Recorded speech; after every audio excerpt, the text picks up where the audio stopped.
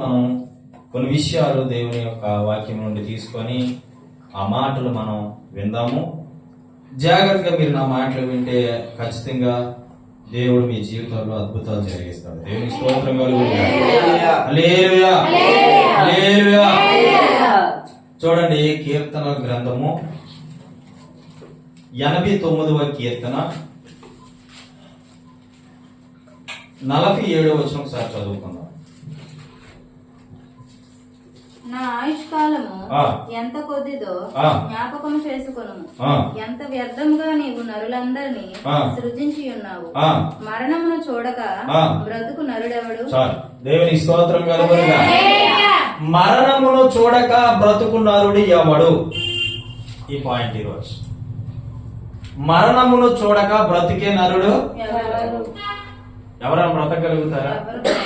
ప్రతి మనిషికి మరణం వస్తుంది. ఎమ్మెల్యేకి మరణం వస్తుంది, ఎంపీకి మరణం వస్తుంది, ముఖేష్ అంబానీ గారికి ఏదో ఒక రోజు.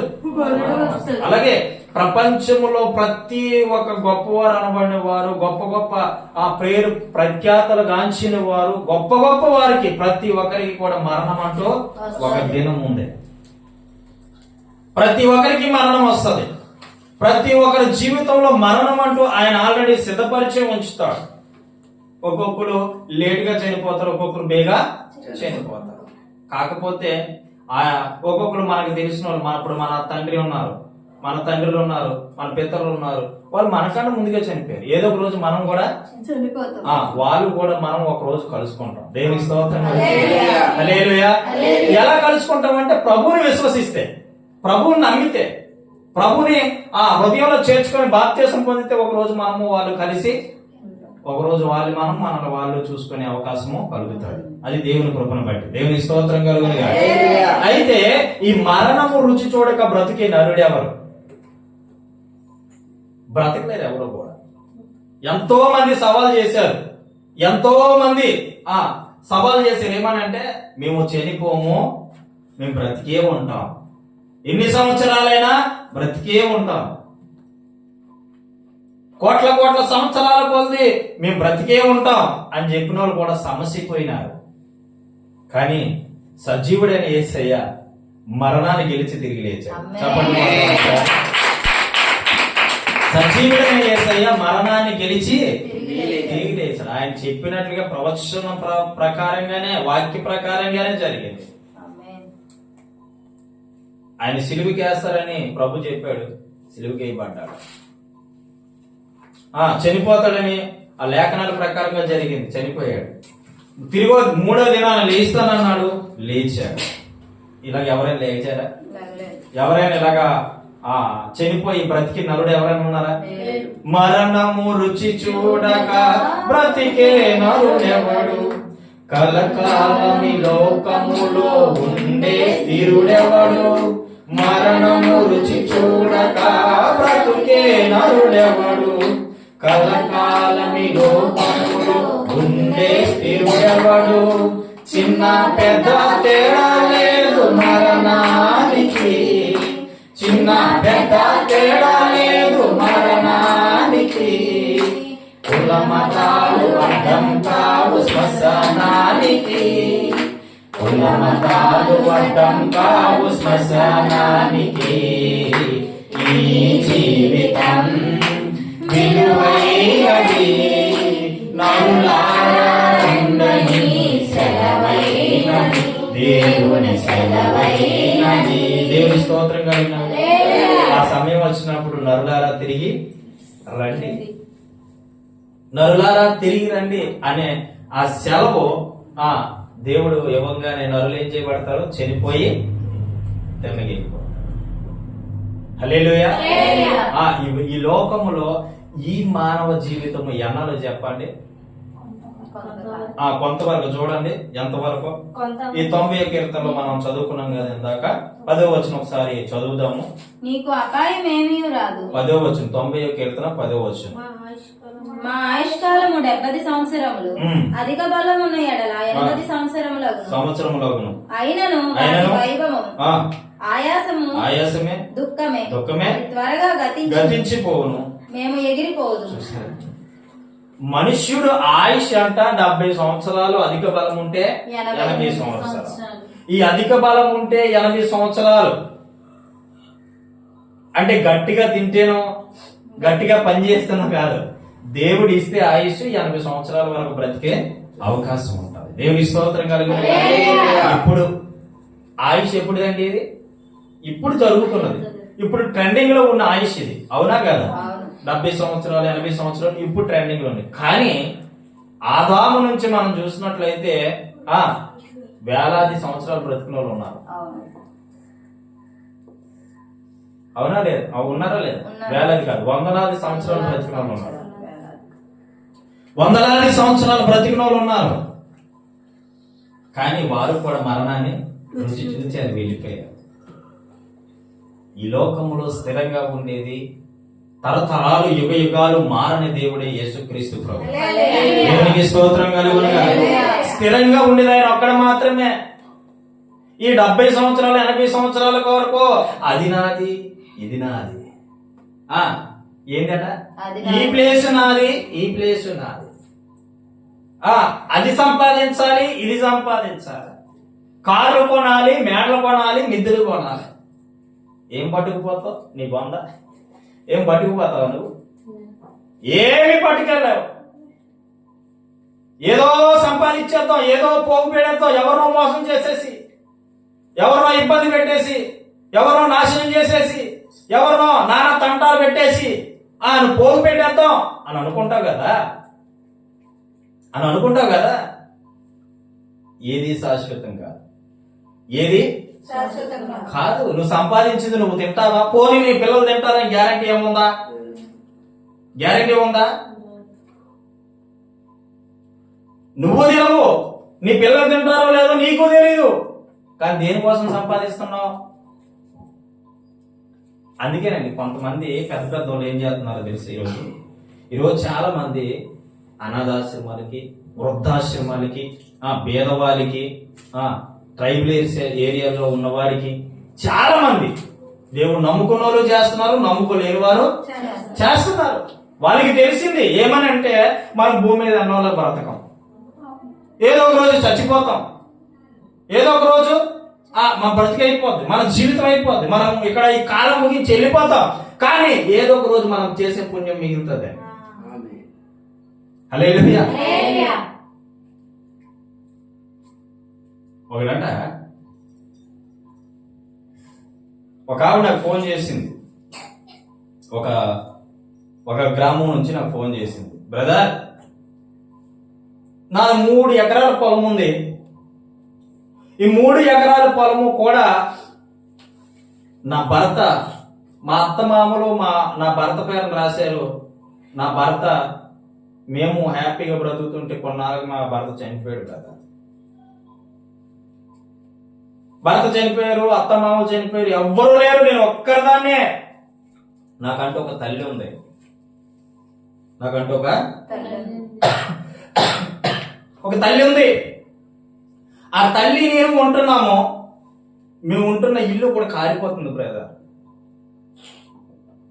మేము ఉంటున్న ఇల్లు కాలిపోతా ఉంది.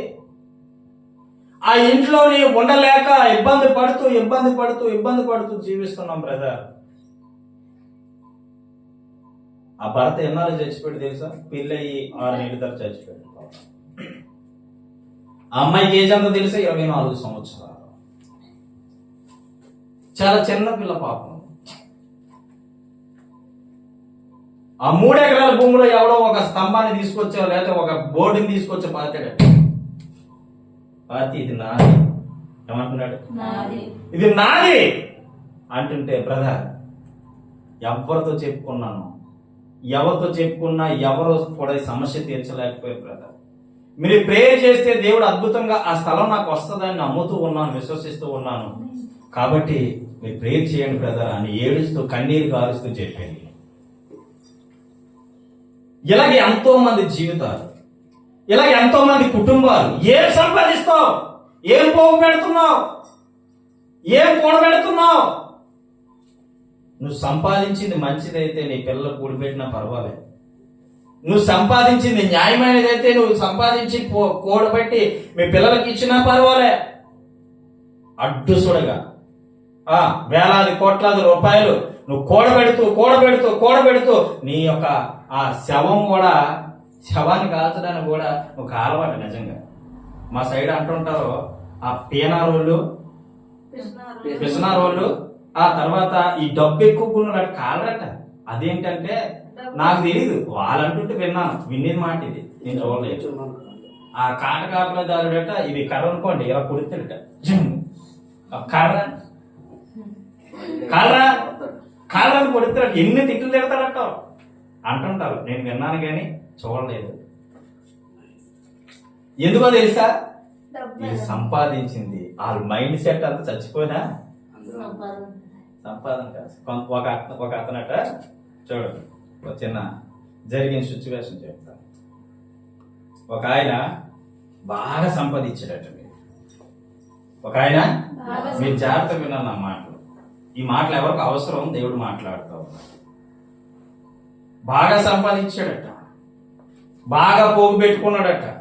ముగ్గురు కొడుకులకి పెళ్లిళ్ళు చేశాడు. ముగ్గురు కోడళ్ళు, వాళ్ళ పిల్లలు, వీళ్ళంతా సిటీలు పట్టేసి సిటీలు అంటా వెళ్ళిపోయారు. సిటీలంతా వెళ్ళిపోయి సిటీలో వాళ్ళ పనులు, వాళ్ళ ఉద్యోగాలు వాళ్ళు చేసుకుంటున్నారు. ఈయన ఊర్లో ఉండి ఒక మంచి ఇల్లు తీసుకొని ఆ ఇంట్లో జీవిస్తూ బ్రతుకుతూ ఉండేవాడంట. బ్రతుకుతూ ఉంటే కొన్ని రోజులకి మరి మనోడు న్యాయంగా సంపాదించాడు, మరి ఎలా సంపాదించాడు మనకు కూడా తెలియదు, కానీ బాగా సంపాదించాడు. బాగా సంపాదించి నాకు రేపు కాలు చెయ్యి వంగితే నా కొడుకు చోటు నన్ను, నా కోడల్లా వాళ్ళు సిటీలు పట్టేసి ఉన్నది పల్లెటూరులో ఉండి నన్ను చూస్తారా, నా దగ్గర డబ్బు ఉంటే నేను వంగిన ఎవరినో పని ఉన్న పెట్టుకొని నేను సేవ చేయించుకోవచ్చు అని చెప్పేసి కాస్త సంపాదించి ఎక్కడ పెట్టుకోవాలో తెలియలేదట. సంపాదించిన సొమ్ము అప్పుడు ఒక ఆలోచన కలిగింది మనోడికి. ఏం ఆలోచన కలిగిందంటే, ఒక బంగారపుది బెడ్ ఒకటి తయారు చేయించుకుంటాం. ఈ డబ్బుతో బంగారపు బెడ్ ఒకటి తయారు చేయించుకొని ఎవ్వరికీ కనబడలేని ప్లేస్ లో పెట్టుకుంటాం. హల్లెలూయా. ఇది ఒక ఆలోచన కలిగిందట. తన దగ్గర ఉన్న డబ్బులన్నీ పట్టుకెళ్ళి బంగారం తయారు చేయించుకుని అది కరిగించుకొని ఒక బెడ్డగా తయారు చేసుకున్నాడు. మొత్తానికి తయారు చేసుకున్నాడు. తయారు చేసుకున్న తర్వాత దాన్ని ఎక్కడ పెట్టాలి? మీరు పెద్ద పెద్ద మాల్స్ లోకి వెళ్తే చూడండి, కేజీ బంగారంలో, అర కేజీ బంగారంలో ఒక డబ్బాలు, అంటే ఇరుసుట్లో గాజు ఉండి దాంట్లో చెయ్యి పెట్టి ఒక చేతితోనే లాగాలి, రెండు చెయ్యి కలుపుకుండా. అది తీసుకుంటే నువ్వు దానికి గెలిచేసినట్టే. అలాంటి బెడ్డ, ఇప్పుడు అర్థమైంది కదా మీకు, అలాంటిది ఒక బెడ్ లాంటిది తయారు చేసుకొని పెట్టుకున్నాడు. పెట్టుకొని ఇది ఎక్కడ పెట్టాలి? బీరువాలో పెడితే ఏ రోజైనా నా కొడుకులు రావచ్చు, దాన్ని తీసుకొని పోతారు. ఎవరి దగ్గరైనా ఉంచితే వాడు ఇదంతా బంగారమే కాబట్టి వాడు నోరు జాడాడంటే వాడి దగ్గర కూడా లాకపోతారు వీళ్ళు. అలాగే బంధువుల దగ్గర ఎవరి దగ్గర పెడదామంటే వాళ్ళు కూడా వీళ్ళు ఏ పదో పరక వాడిసిస్తే ఈ మాటకు లోబడిపోయి వాళ్ళు కూడా ఏదో ఒకటి చెప్తారు. కాబట్టి నేను ఎవ్వడికి చెప్పను, ఎవరి దగ్గర పెట్టను, నేనే ఎక్కడో కాడ దాచుకోవాలని చెప్పి ఆ పల్లెటూరులో ఉన్న ముసలాయన చూస్తూ ఉన్నాడట, ఆలోచిస్తూ ఉన్నాడట. ఆలోచించి అప్పుడు ఏమనుకున్నాడట, కుర్చీ వేసుకొని బయట కూర్చొని ఆలోచిస్తూ ఉంటే ఒక పొయ్యోడు కనబడుతుందట. ఏం కనబడుతుందట? పొయ్యోడు కనబడుతుందట. అప్పుడు పొయ్యి వైపు చూశాడట. అప్పుడు ఆయనకు ఒక ఆలోచన కలిగిందట, ఈ పొయ్యి తవ్వి ఈ పొయ్యి కింద దీన్ని 3-4 ప్యాకింగ్లు చేసేసి ఒక గొయ్యి తీసి ఆ పొయ్యి కింద ఆ గొయ్యిలో పెట్టి పాతి పెట్టేసి పైన పొయ్యి వేసేద్దాం అనుకున్నాడు. ఏమనుకున్నాడట? పైన పొయ్యి వేసేద్దాం అనుకున్నాడట. మొత్తానికి అనుకునే రీతిలో ఎవ్వరు చూడలేని టైంలో, ఆ ముసలి లేని టైంలో చూసి గొయ్యి తీసాడు. ఈ బంగారపు బెడ్డను తీసుకెళ్లి 4-5 ప్యాకింగ్లు చేశాడు. మళ్ళీ మట్టి అనుకోకూడదుగా, బంగారం అంటే మెల్ల ఉంటది కానీ పొయ్యి దాచుతారని ఎవరికి తెలియదు, అవునా కాదు? తెన్నవి తీసుకెళ్ళి ఆ గోతులు పాతి పెట్టాడు. పాతి పెట్టేసి మళ్ళీ యథావిధిగా ఉన్న పొయ్యిని వేసేసాడు. యథావిధిగా పొయ్యిని వేసేసిన తర్వాత అలా కొంతకాలం జరుగుతూ ఉంది. కొంతకాలం జరిగిన తర్వాత ఈ ముసలోడికి ఐబీపీ వచ్చేసింది. ఐబీపీ వచ్చేసరికి కాళ్ళు, చెయ్య, ఈ ఈ నోరు కూడా ఏమైపోయింది, పారాలసిస్ టైప్ వచ్చేసింది. ఎలా ఉండిపోయాడు, ఎలా ఉండిపోతే ఈ కాలుతో నడలేడు, ఈ చేతితో పని చేయలేడు, మాట్లాడడం అంటే సరైన మాట రాదు. కొన్ని రోజులకి ఈ మూడు ఒకేసారి పడిపోయేసరికి ఆ రోజు కూడా దీన్ని చూసి బాధపడుతూ ఉండేవాడు. కొన్నాళ్ళు స్పష్టంగా మాట్లాడినా ఆ తర్వాత మాట రాలే మనోడికి. మాట రాకపోతే తిన్నగాను వాళ్ళ కొడుకులు సిటీ నుంచి వచ్చినారు. వచ్చి నాన్న ఏమైందిరా నీకు, ఏట్రై పరిస్థితి, ఎందుకు ఎలాగొచ్చింది, బోల్డ్ సొమ్ము కూడబెట్టావు కదరా, బోల్డ్ డబ్బు కూడబెట్టావు కదరా, ఆ డాక్టర్తో ట్రీట్మెంట్ చేయించుకోవడం మానేసి ఏందిరా ఈ పని, ఏందిరా ఈ గొడవ అని చెప్పి వాళ్ళ కుమార్తెలు కూడా కుమారులు ఆ కోడలు కూడా ఏం చేస్తున్నారట, అడుగుతూ ఉన్నారు. అడిగితే ఈ నోరుతో పడిపోయాడు. ఏం సమాధానం చెప్తాడు, ఏం సమాధానం చెప్తాడు? ఏమి సమాధానం చెప్పలేదు. ఏమి సమాధానం చెప్పకపోతే ఇంకా వీడిని బయటికి లోపలికి తీసుకెళ్దాము అని చెప్పి ఒక స్ట్రెచర్ కొన్నారు. ఏం కొన్నారా? స్ట్రెచర్ అంటే తెలుసు కదా, హాస్పిటల్స్ లో ఉంటాయి, తోసుకొని వెళ్తారు. ఆ స్ట్రెచర్స్ లోని ఆ మనిషిని కూర్చోబెడితే వాడన్నాడట, ఎలాగని కూడా అంటే ఏంటి, బయటికి తీసుకెళ్ళండి, నన్ను బయటికి తీసుకెళ్ళండి అనేవాడట. అప్పుడు తిన్న తీసుకొచ్చి ఆ పోనీలో ఎండ కాపులు తీసుకెళ్ళమంటుండ అని చెప్పి ఎండలో తీసుకొచ్చి కూర్చోబెడితే ఆ పొయ్యి కాసి చూసి ఇంకా ఈ మాట్లాడదాం అంటే నోరు రాదు, ఆ సైకిల్ చేద్దాం అంటే చెయ్యి రాదు, అవునా? ఈ కాలు చేతులు పడిపోతే ఏమవుతాయి, ఇంకా ఈ చెయ్యిలో పడిపోయాయి, కాళ్ళు పడిపోయాయి. ఇంక ఎవడు చేస్తాడో, ఎవడో చెయ్యడు. అప్పుడు ఈ రెండు చేతులు పనిచేయక, రెండు కాళ్ళు పనిచేయక ఆ స్టెచర్ మీద కూర్చొని ఆ పొయ్యిక చూసి ఏడుస్తూ ఉన్నాడట. ఏడుస్తూ ఉంటే ఆ కోడళ్ళు కొడుకులు అడుగుతున్నట్ట, రే నాన్న ఎప్పుడు చూసినా నిన్ను ఎప్పుడు బయట కూర్చోబెట్టినా పొయ్యి కాసే చూస్తావు, నీకు ఏట్రా బుద్ధి, ఆ పొయ్యి అట్లా ఏట్రా నీకు ఆ బుద్ధి అనేసి అడుగుతుండేవారు. అడుగుతుంటే వీడు చెప్పగలడా, నోరు ఎప్పగలడా? అయిపోయింది, ఇంకా చీన అయిపోయింది, కాలిపోయింది. అప్పుడు చూస్తున్నాడట, ఏడుతున్నాడట, దుఃఖపడుతున్నాడట, కన్నీరు గారుస్తున్నాడట, మళ్ళీ చూస్తున్నాడట, మళ్ళీ కన్నీరు గారుతున్నాడు, మళ్ళీ ఏడుతున్నాడట. ఇదే పరిస్థితిగా కొనసాగుతోంది కొన్ని రోజులుగా. అనుకోకుండా ఆ మనోడు చనిపోయాడు. ఏమైపోయాడు? ఆ ముసలిదానికి కూడా తెలియదు, చనిపోయాడు. చనిపోతే ఈ కొడుకులు అంటున్నారట, ఒరే నాన్న నువ్వు చచ్చిపోతే చచ్చిపోనా గాని నువ్వు సంపాదించి ఎక్కడ పెట్టే ఊడికి తెలియదురా, ఆ సంపాదన ఏమైపోయిందిరా, ఆ డబ్బు ఏమైపోయింది, ఇదే అడుగుతుంటారట. ఈ రోజు సమాజం అలా లేరా? ఒక రోజు నేను ఒక సమాజం చేయడానికి వెళ్ళాను, బాగా గుర్తు నాకు. ఒక ముసలి చచ్చిపోయింది పాపం, ఒక ముసలావిడ చనిపోయింది పాపం. బాగా సంపాదించిందండి, పిల్లలకి, మనవలకి, మనవరాలకి, కొడుకులకి, కూతుర్లకి బాగా సంపాదించింది. బాగా సంపాదిస్తే వాళ్ళు మంచి జాబుల్లో మంచి పొజిషన్ లో ఉన్నారు. అనుకోకుండా రోజు చనిపోయింది పాపం ఆవిడ. చనిపోతే నేనే చేయడానికి వెళ్ళా సమాధి కార్యక్రమం. సమాధిలో పడుకోబెడితే ఈ లోపు తాగుబోతుడు వచ్చినాడు. తాగుబోతుడు వచ్చి అంతండ, చచ్చిపోయిన దానికి ఎందుకు ముక్కులో బంగారం అంతండనమాట. చచ్చిపోయిన దానికి ఎందుకు ముక్కులో బంగారం ఇస్తావా లేదా అనేసి అంటే, సరే అనేసి తీసేద్దామని చెప్పి ఒరే కటింగ్ ప్లేయర్ తింటరా ఇంటికి వెళ్ళి అని ఒకరిని పంపించిన.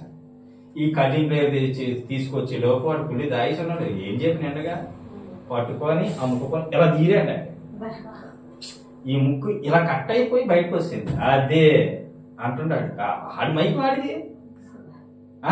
చూడండి, చచ్చిపోయి మనిషి కనీసం ముక్కు పొల్ల కూడా వదలడానికి ఇష్టపడ్డారు చాలా.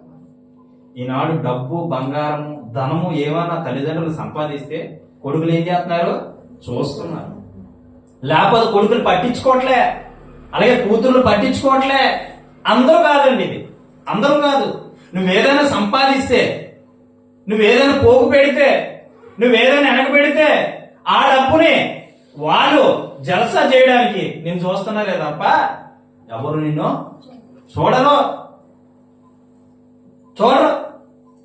ఆ సమాధిలో ఆ వ్యక్తిని పడుకోబెట్టిన తర్వాత చంపలు లాగినట్టండి, తక్క లాగేసి జోబులు పెట్టుకొని ఇప్పుడు ముయ్యాడికి పోతాను ఏమంటాడా, ఇప్పుడు ముయ్యాడికి పోతా అంటే, ఒరే నీ పుణ్యం ఉంటుందిరా, ఎంత బంగారం సంపాదించిందిరా, పక్కలు ఉంటారుగా, ఆ పక్క వాళ్ళు శవం దగ్గర ఇద్దరు ముగ్గురు రేటు ఉంటారు, వందలాది మంది వస్తారు. వాళ్ళు అంటున్నారు, రే నీకు పుణ్యమే వచ్చింది అలా చేసేసి, అది కొంటే 1000 రూపాయలు 2000 ఉంటుందిరా, నీకేం పడుతుందిరా అది అలా చేసేవేట్రా అని చెప్పి 4 సిగరెట్లు పెట్టినా, నాకు చెప్పొద్దా బంగారం ఆవిడ కొద్దిలీడు పెట్టి శవానికి కొద్దిలీడు పెట్టి అని చెప్పేసి ఏం చేసింది, తీసి పారేసి కప్పేటి అప్పుడు చెప్తున్నారు అన్నమాట.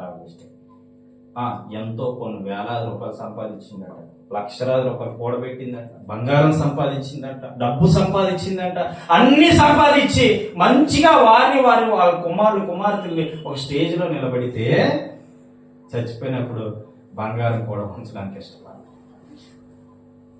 ఈరోజు లోకంలో పద్ధతి అది, తల్లిదండ్రులు పెన్షన్ వస్తే చూస్తున్నారు, అవునా కదంట చెప్పాలి. తల్లిదండ్రులు పెన్షన్ వస్తేనే చూస్తున్నారా, లేకపోతే అనాథాశ్రమం నీ కొరకే సిద్ధపరిచించాడు దేవుడు, అనాథాశ్రమం అంటున్నారు, నీ కొరకే సిద్ధపరిచించాడు వృద్ధాశ్రమం అంటున్నారు. దేవుడు సిద్ధపరిచి ఎవరికి, అది అనాథుడికి, తల్లిదండ్రులు పిల్లలు ఉన్నోళ్ళు కాదు. కానీ ఏం చేస్తారు, తల్లిని తల్లిగా చూడలేని కుమారులు ఎంతో మంది ఉన్నారు, తల్లిని తల్లిగా భావించలేని కుమార్తెలు ఎంతో మంది ఉన్నారు. వీళ్ళందరికీ ఒక గుణపాఠం కావాలి ఈ రోజు వాక్యము. దేవునికి మహిమ కలుగునుగా. హల్లెలూయా. అయితే ఈ వ్యక్తి అంటే సమాజం ఎలాగుందని చెప్పడం కోసం ఈ మాట చెప్పాను. అయితే ఈ వ్యక్తి చనిపోయినప్పుడు మొత్తం బ్యాండ్ మేళంతో వెళ్తుంటే ఆ శవం మీద పడి ఏడుతుంటే ఒకడు వచ్చానట, ఒరే ఎన్నడో లేని ప్రేమ, ఎన్నడో చూపించలేని నీ తల్లిని అలా పడిపోయి ఉంటే సిటీలో ఉండిపోయి జాబులు చేసుకొని కనీసం తిండే దిక్కానం లేదు నీకు, తిండేటటువంటి పరిస్థితులు లేవు మీకు. ఈ రోజు తండ్రి చచ్చిపోగానే వచ్చేసి ఓ బోర్లు పడిపోయి ఏడ్చేస్తున్నారంటే అందులో ఒకడు అంటుండట, చచ్చిపోయిన దాని కాదే ఏడ్చింది మేము, అది ఎక్కడ పెట్టించాడు బంగారం మాకు తెలియలేదే అంట. చూడండి, కొన్ని జ్ఞాపకార్థ కొడుకులకి మేము వెళ్తూ ఉంటే చూస్తా ఉంటాం, అమ్మా ఇది తినే, ఈ స్పీడ్ తినే తల్లి, ఇదంతా నీకు చాలా ఇష్టమే, తినే ఏడ్చేస్తుంటదండి.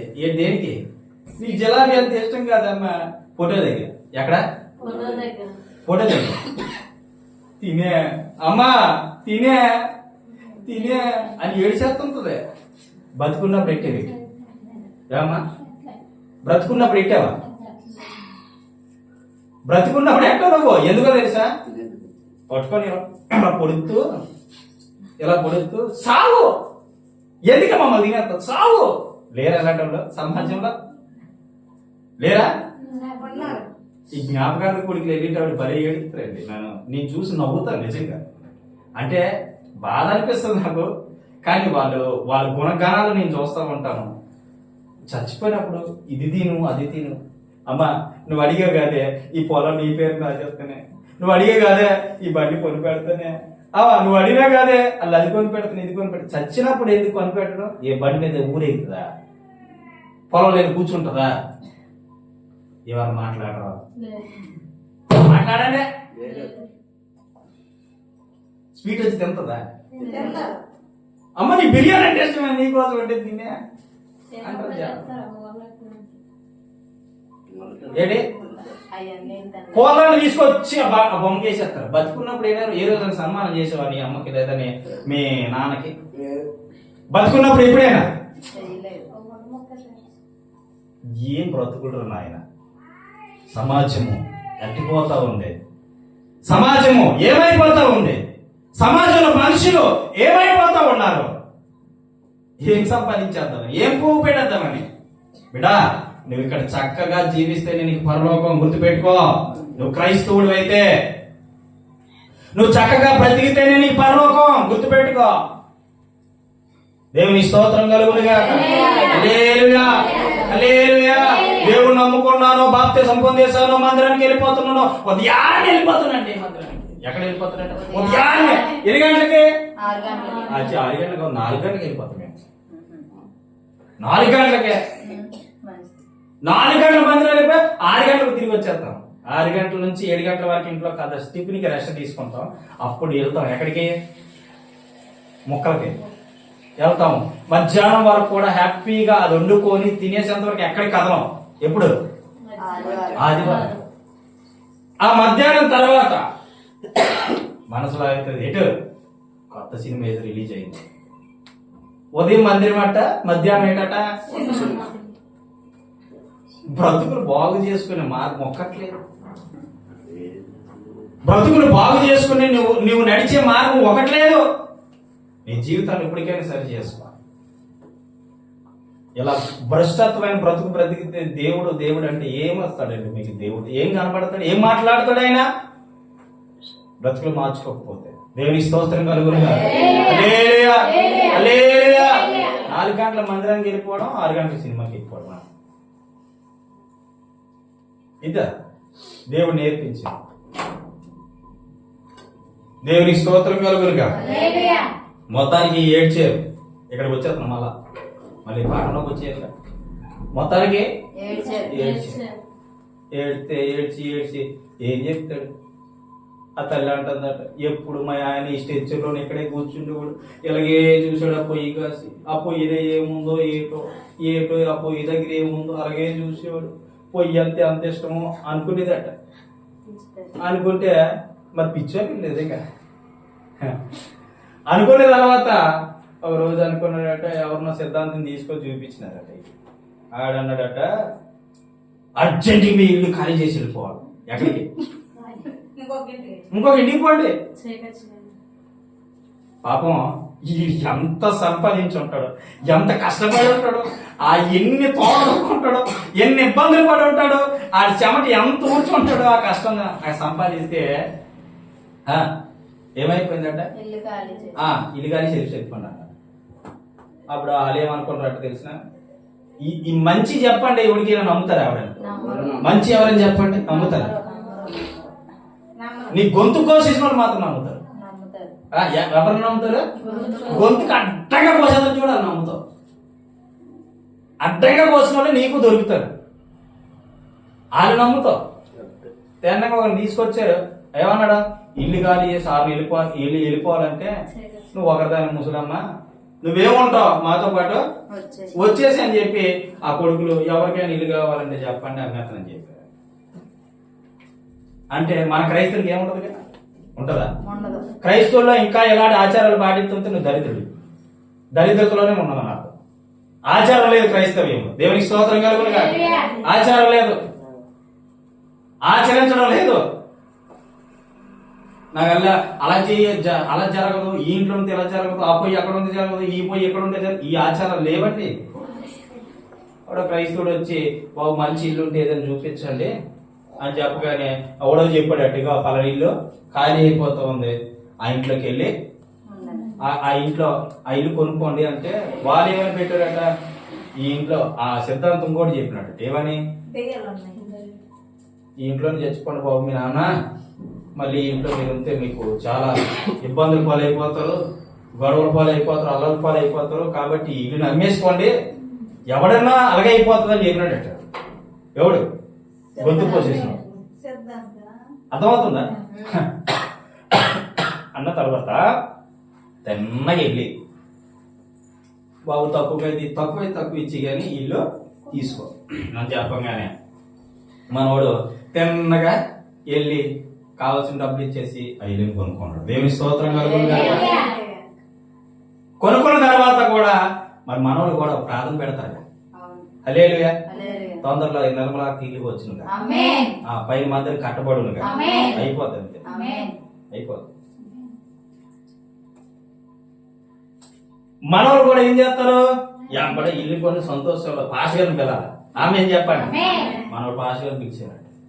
పాస్ గారు పిల్లగానే పాస్ గారు ఇల్లంతా తిరిగారట. బాగుందట, బాగుంది, చూసేది చాలా బాగుందిలే అమ్మ, మాకు ఏ ఇల్లు దోషం లేదు కానీ కాబట్టి ఈ పొయ్యి అక్కడ ఉంటే గోడకి బాగా మసి తగులుతుంది, కొంచెం ముందు కట్టుకో తీసేసి అని చెప్పిందట. ఏం చెప్పిండట? ఆచారం కాదు, అక్కడ ఏం చెప్పిండంటే ఆ పొయ్యి ఆ గోడకి మసిగా తగిలేస్తుంది, ఆ పొయ్యిని తీసేసి కొంచెం ముందు కట్టుకో, ఇంక బాగుంటది, నీకు చూడడానికి కూడా బాగుంటది అన్నాడు. ఎందుకు అన్నాడో నాకు తెలియదు, మీకు తెలియదు, అవునా? అప్పుడు ఎంబడే గుణపం తీసినట్టు మనవాడు తెచ్చి తవ్వేస్తాడు అటు ఊరికి. తవ్వెత్తుంటే కిందనే ఆ బెడ తగ్గుతుంది. కన్నీరు కన్నీరు కన్నీరు. పాస్గా ప్రార్థన చేసి పోనరు. కన్నీరు కన్నీరు నన్ను చూసినాడు, తీసినాడు. ఏముంది? అది ఎవరు సొంతం? మీరు కష్టపడి సంపాదించి పోగు పెడతారో దాన్ని తినే దొంగలు ఎంతో మంది ఉన్నారు. ఒక బైబిల్ ఒక చక్కని మాట ఉందండి, చక్కని మాట ఉంది. ఏం చెప్పమంటారు? పాపులు సొమ్మట నీతిమంతులు తిందురు. దేవునికి స్తోత్రం కలుగును గాక. పాపులు సొమ్ము ఎవరు తింటారట? అదండి, నీతిమంతులు అటు తింటారు. దేవుడు తనకి ఇచ్చాడు. హల్లెలూయా హల్లెలూయా. చూడండి, కష్టపడిన కష్టార్జితమే నువ్వు సరిగా అనుభవించలేకపోతూ ఉన్నావు. ఏం సంపాదించదు భూమి మీద? అది నాది, ఇది నాది. మార్పు చెంది ఇప్పటికైనా, మారు మనసు పొంది ఇప్పటికైనా, రక్షణ పొంది ఇప్పటికైనా. ముంచిపోయేది ఏమీ లేదో. మార్పు లేకుండా నువ్వు పరలోకం చేరలేవు. మార్పు చెందకుండా నువ్వు పరలోకం వెళ్ళలేవు. మారు మనసు లేకుండా చర్చికి వెళ్ళిపోతున్నావు పాస్టర్ గారు, ఆదివారం ఆరాధించేస్తున్నావు పాస్టర్ గారు. లేదు, సరైన మార్పు లేదు నీలో, సరైన మారు మనసు లేదు నీలో, సరైనటువంటి పశ్చాత్తాపం లేదు నీలో. నువ్వు చర్చికి వెళ్తే ఏంటి, అలా పోతే ఏంటి? కొంతమంది చూడండి, చర్చికి వెళ్ళా సరే నోరు మామూలుగా ఉండదండి. నోరు మామూలుగా ఉండదు. అమ్మోయ్ అమ్మో బాబోయ్ వద్దు బాబోయ్, నోరు ఎత్తద్దు బాబోయ్. దండం పెడేస్తారు, దండం పెట్టేస్తారా? ఎందుకు చెప్పమంటావా? క్రైస్తవురాలు. ఎవరు ఇవిడ? ఇదెవడ? క్రైస్తవురాలు. క్రైస్తవ్యం మాటలకే, మాటల వరకే తప్ప దాని భక్తి ఏంటో తెలియలేనటువంటి జీవితాలు జీవిస్తూ ఉన్నారు ఈరోజు. నీవే ఎలాగుంటే నిన్ను చూసి ఎవరు నమ్ముతాడు దేవుడిని? ఏసై గొప్ప దేవుడే గాని ఏసై నమ్ముకుని బిడ్డలు మంచివాళ్ళు కాదని చెప్పుకుంటారు ప్రపంచంలో చాలా మంది. అవునా కదా? దీనికి ఏమొచ్చి గుద్దులాట, ఆరాటం, పోరాటం. నువ్వు ఎన్న సంవత్సరాలు బతికేద్దామని భూమి మీద. అది నాది, ఇది నాది, వాళ్ళు అది నేను తీసుకొనుకోవాలి, ఇది నాకు కొనుక్కోవాలి. నేను ఎలాగ ఉంటాను బాబు? నా మనసు మారదు, నేను నా బుద్ధి మారదు. నేను ఇంతే. నువ్వు ఇంతే అయితే నువ్వు నరకానికి పోతావు. అంతే. ఏం చెప్పాలి? నేను ఇంతే, నేను మారను, నా బుద్ధి మారదు, నా స్వభావం మారదు, నా మనసు మార్చుకోను, నువ్వు నరకానికి పోతావు ఖచ్చితంగా. అది మాత్రం 100% వస్తావు. లోబడి దగ్గర లోబడాలి, తగ్గే దగ్గర తగ్గాలి, నెగ్గే దగ్గర. అది క్రైస్తవుడి లక్షణం. నేను ఎప్పుడు ఇలాగే ఉంటాను, నేను ఎప్పుడు ఇలాగే జీవిస్తాను అనుకుంటే నీ ఆయుష్ తగ్గిపోతూ ఉంటది. జాగ్రత్త సుమి. పాపం వల్ల వచ్చి జీతమో మరణం. పాపం అంటే శరీరంతో చేసేదే పాపం కాదు. మాటల్లో పాపం చేసిన అది ఖచ్చితంగా దానికి తగిన శిక్ష పడుతుంది. జాగ్రత్త సుమ. దేవునికి మహిమ కలుగునుగా. హల్లెలూయా హల్లెలూయా. మనం ఎంత చక్కగా దేవుని ఎదుట నిలబెడతామో అంత చక్కగా దేవుడు మనల్ని వాడుకుంటాడు. దీనికి ఏమొచ్చి ఆయుష్కాలం. కొంతమంది చూడండి 15 సంవత్సరాలకి, 20 సంవత్సరాలకి, 30 సంవత్సరాలకి, లేదా 40 సంవత్సరాలకి, 45 సంవత్సరాలకి వెళ్ళిపోతుంటారు. ఎందుకో తెలుసా? మూర్ఖులు మూర్ఖంగా ప్రవర్తించటం వల్ల, మూర్ఖంగా ప్రవర్తించటం వల్ల మంచోళ్ళు కూడా వెళ్ళిపోతారండి. ఎందుకో తెలుసా? వాళ్ళ తాత తండ్రులు చేసిన దోషం పిల్లలకు తగలక మానదు. తల్లిదండ్రులు ఏదైతే విత్తుతారో అదే పంటకు వస్తారు. తల్లిదండ్రులు భక్తి కలిగిన వారైతే పిల్లలు కూడా భక్తి కలిగిన వారు అవుతారు. తల్లిదండ్రులు ఆ గొడవలు పెట్టేవారు, గోడలు పెట్టేవారు అయితే పిల్లలు కూడా అంతే. జాగ్రత్తగా ఉండాలి మనం, జాగ్రత్తగా బ్రతకాలి మనం. సమాజం ఏమని చెప్పుకుంటుందో నీ కోసం, సమాజంలో నువ్వు ఏ విధంగా ఉంటున్నావు, సమాజంలో బయటికి వెళ్తాబా ఇటువంటి మనిషి నేను ఎక్కడ చూడలేదు, మంచి వ్యక్తిరాయుడు అని చెప్పుకోవాలి నేను చూసి. అంతేగాని ఇవిడికి ఎదురెళ్ళకూడదు బాబోయ్ అనుకోకూడదు. అదే నీ భక్తి, అదే నీ భక్తి జీవితము. ఎన్నాళ్ళు బ్రతుకుతావు? మహా అయితే 70 సంవత్సరాలు, 80 సంవత్సరాలు తర్వాత గతించిపోద్ది నీ జీవితం, ముగిసిపోద్ది నీ జీవితము. ఆ రోజు ఎవ్వడా ఆపలేడు. దేవునికి స్తోత్రం. మార్పు చెందో, మారు మనసు పొందో, పశ్చాత్తాపందో, లేదంటే దేవుడు ఖచ్చితంగా నీకు బుద్ధి చెబుతాడు, ఖచ్చితంగా బుద్ధి చెబుతాడు. బుద్ధి చెప్పొదిలేడు. నీ జ్ఞానం వచ్చేంత వరకు శిల్పకారుడు ఆయన, చెక్కుతూనే ఉంటాడు. గుర్తుపెట్టుకో, బుద్ధి వచ్చేంత వరకు చెక్కుతూనే ఉంటాడు. ఎన్నాళ్ళు నీవు జీవించినా గాని ఏమున్నది ఈ లోకములో, ఎన్నాళ్ళు నీవు చేసిన క్రియలన్నిటికీ తీర్పున్నది పైలోకములో. తీర్పు దినమునందున ఆయన ముందర నీవు నిలిచే ధైర్యం నీకుందా? తీర్పు దినమునందున ఆయన ముందర నీవు నిలిచే ధైర్యం నీకుందా? నిలిచే ధైర్యం నీకుందా? మార్పు చెందవా నీవు, మార్పు చెందవా? నీ బ్రతుకును మార్చుకోవా, నీ మనసును మార్చుకోవా. అనుకూల సమయం ఇది ఏనని ఎరిగి మారు మనసును పొందవా, మారు మనసును పొందవా. దిగంబరిగానే పుట్టావు నీవు, దిగంబరిగా పోతావు. మన్నైన నీవు మన్నైపోతావు ఏదో ఒక దినమందున. దేవుడిచ్చిన ఆత్మ దేవుని యొద్దకు చేరును, నీకంటూ ఏముందిలే.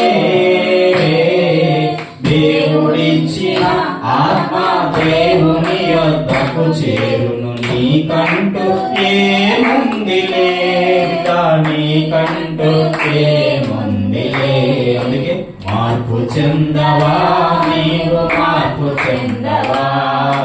నీ మనసు మార్చుకోవా. అనుకూల సమయం ఇది నని ఎరిగి మారు మనసును పొందవా. దేవుని వాక్యం ఎప్పుడు వెల్లడవుతూ ఉందో అప్పుడు మన మనసులు మార్చుకోవాలి, మన బుద్ధులు మార్చుకోవాలి, మన స్వభావాలు మార్చుకోవాలి. లేకపోతే నీకు ఆ వాక్యము ద్వారా నీ కళ్ళు తెరవడమే కాకుండా, నీ మనసు తెరవడమే కాకుండా, నీ జీవితము తెరవడమే కాకుండా నీ భవిష్యత్తును కూడా ఆయన మార్చగలడు. హల్లెలూయా. వాక్యం ద్వారా మనం వింటే ఆయన మార్చగలడు. వినకుండా మాత్రం ఉంటే మాత్రం నీకు చాలా ఇబ్బందే. నాకేంది చెప్పాలి ఈ మాటలు, నాకేంది అవసరం ఈ మాటలు అంటే నీకే అవసరం ఈ మాటలు. అందుకే నీకే తెలియజేస్తున్నాడు దేవుడు. గుర్తుపెట్టుకోనేస్తామా? గుర్తుపెట్టుకో బిడా.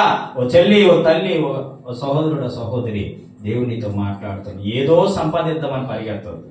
నేను అందుకేనండి, నేను ఒకటే ఆలోచిస్తాను ఎప్పుడు కూడా, నేను ఏది సంపాదించడానికి భూమి మీదకి రాలే, ఏది పట్టుకొని పోవడానికి రాలే.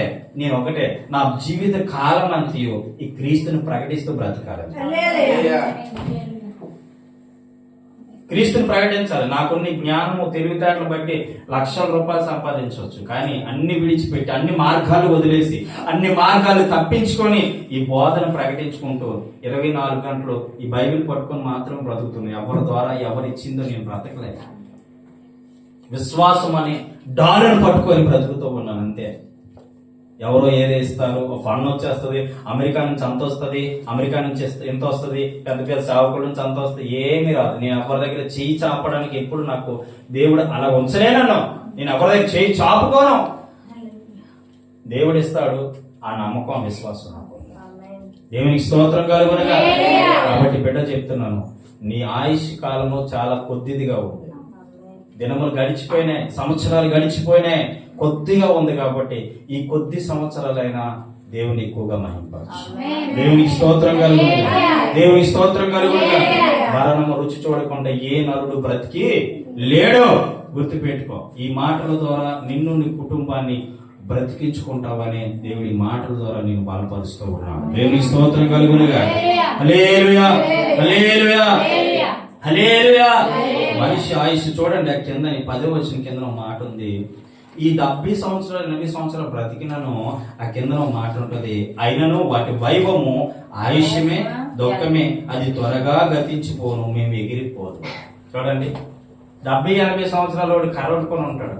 ఎంత మందితో ఆటుపోట్లు ఎదుర్కొంటాడు, ఎంత మందితోనే తిట్లు ఎదుర్కొంటాడు, ఎంత మంది పొడుస్తూ ఉంటారు, ఎంత మంది ఇబ్బంది పెడతా ఉంటారు, ఎంత మంది అవమాన పాలు చేస్తూ ఉంటారు. ఆ ఎవరి వయసులో ఎంత పులిగా ఉండేవాడో ఆ 70-80 సంవత్సరాల వయసులో అంత పిల్లి అయిపోతాడు. చిన్నపిల్లడు తిడతాడు, పెద్దోడు తిడతాడు. గౌరవించరు ఇంకా ఆ స్టేజ్ లో వారిని. గౌరవిస్తారా? గౌరవించరు. ఆటుపోట్లు. కానీ అందుకే అంటున్నాడు, బైబిల్ వాక్యం స్పష్టంగా రాయబడి ఉంది, వాటి వైభవము ఆయుష్యమే, దుఃఖమే, వేదనే, చింతే. ఆవిడ అనుకుంటారు, ఎందుకు బ్రతికున్నాను? ఏమనుకుంటారు? ఎందుకు బ్రతికున్నాను అని దినములు చూడకముందే, అన్ని రోజులు చూడకముందే దేవుడి ఎదుట చక్కగా బ్రతుకు, నీతిగా బ్రతుకు, యథార్థంగా బ్రతుకు, పరిశుద్ధంగా జీవించు, పరిశుద్ధంగా నడుచుకో.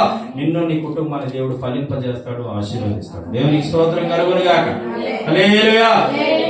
కాబట్టి మనం మరణ సమీపంలో, అంటే మన దినాల్లో, మనం సంవత్సరం ఇప్పుడు 2025 పోయింది, ఇప్పుడు 2026 సంవత్సరంలో ప్రవేశించి మనం అనుకుంటాం మరొక కొత్త సంవత్సరం ఇచ్చావు ప్రభువా అని మనం అనుకుంటాము. దేవుడు అంటాడు, ఒక సంవత్సరం ఆయుష్ నీకు తగ్గింది,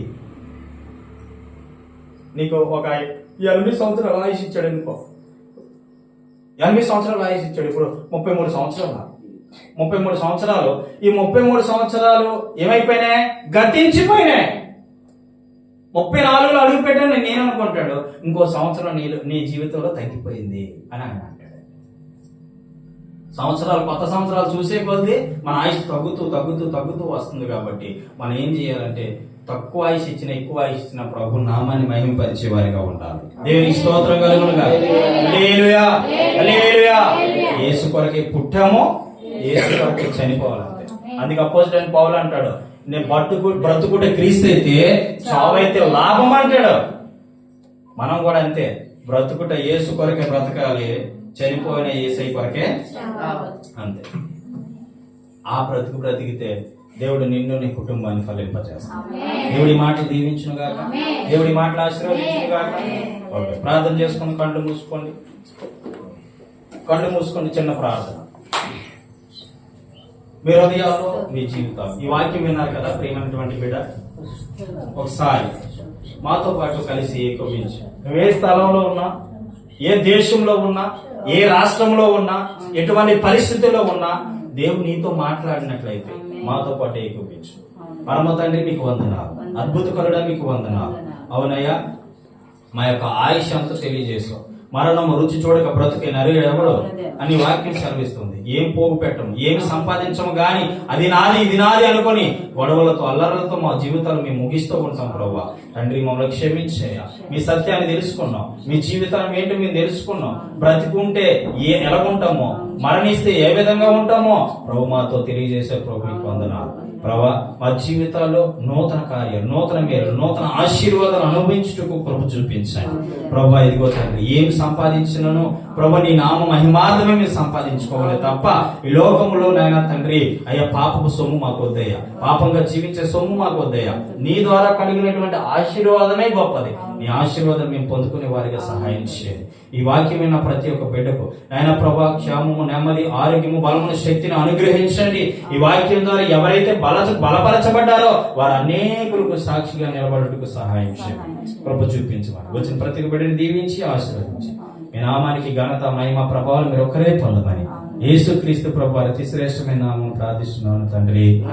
ఆమేన్, ఆమేన్, ఆమేన్.